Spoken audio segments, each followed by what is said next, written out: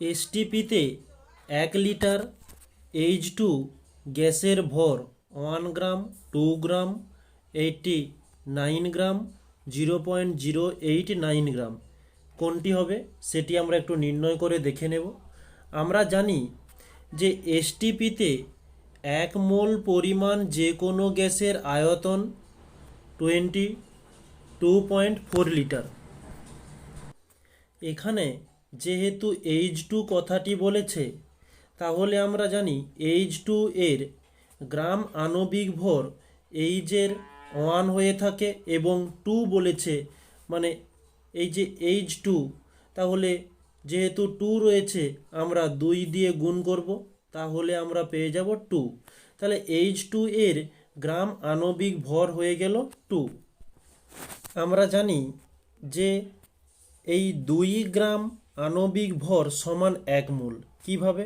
দেখো, H এর সামনে কিছু নেই, মানে আমরা বলতে পারি যে 1 রয়েছে, আর এই যে 1 রয়েছে, 1ই হচ্ছে মোল সংখ্যা। তাহলে সামনে 1 রয়েছে, 1 মোল সমান কি 2 গ্রাম। ওকে,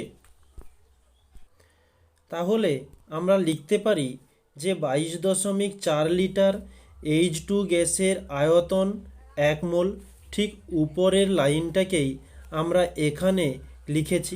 এবারে যেহেতু 1 মোল সমান 2 গ্রাম আণবিক ভর, তাহলে আমরা করতেই পারি যে 22.4 লিটার H2 গ্যাসের আয়তন বা H2 গ্যাসের আণবিক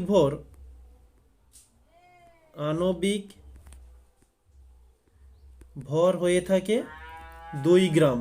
ওকে, এবারে যেহেতু এখানে 1 লিটারের কথা বলেছে, তাই 1 লিটারে H2 গ্যাসের আণবিক ভর হবে 2/22.4 ইন্টু 1।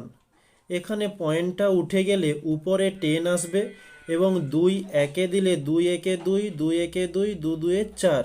ওকে, আমরা এবার একে 2 দিয়ে দিলাম, 2 5 10, 2 5 10, 2 6 12।